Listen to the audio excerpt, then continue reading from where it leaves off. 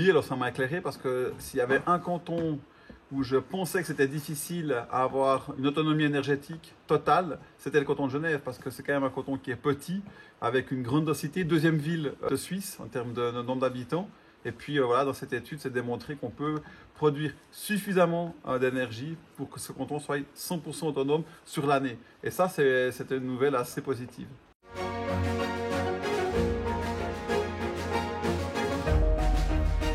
C'est vrai qu'en termes de temporalité, il y a 15 ans en arrière, l'énergie solaire, c'était 0,1% d'énergie dans le monde. C'était quasiment 1 franc le kilowattheure.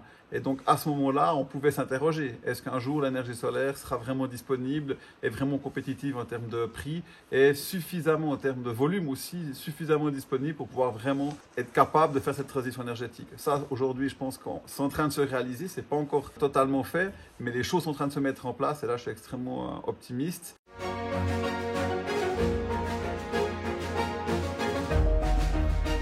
Par rapport aujourd'hui à cette transition et des gens qui nous disent que c'est impossible, ça me fait penser à ce que j'ai vécu il y a 15 ans en arrière, lorsque j'ai lancé Planète Solar. Je recevais quasiment tous les jours des messages de gens qui me disaient qu'on n'y arriverait pas, qu'on allait couler à la première tempête. Vous voyez, on nous appelait le fer à repasser, le maladroit, l'enclume solaire. Et puis finalement, ça c'est un peu une constante. Lorsqu'on veut changer les choses, il y aura toujours beaucoup de gens qui vous diront que c'est impossible. Et puis ce qu'il faut, c'est avoir justement cette conviction, cette vision pour mener à bien ce que vous faites. Moi, je suis convaincu que les énergies renouvelables sont capables de donner à notre monde l'énergie nécessaire à continuer à fonctionner comme il le fait aujourd'hui.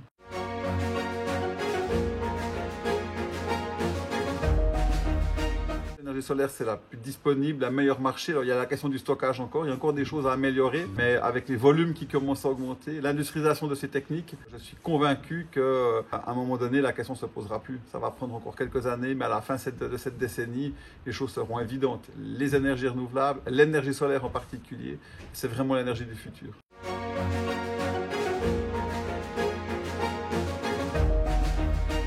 Ce qu'on essaie de faire, nous, c'est de faire rêver les jeunes, de les émerveiller, de leur dire que demain, on pourra toujours voler, essayer d'aller dans la stratosphère avec un avion solaire. C'est le rêve d'Icare, finalement, 4000 ans plus tard. Donc non, nous, ce qu'on essaie, c'est de faire rêver les jeunes, de leur dire qu'il y a des solutions qui existent, et puis que dans le monde de demain, on fera toujours ce qu'on fait aujourd'hui.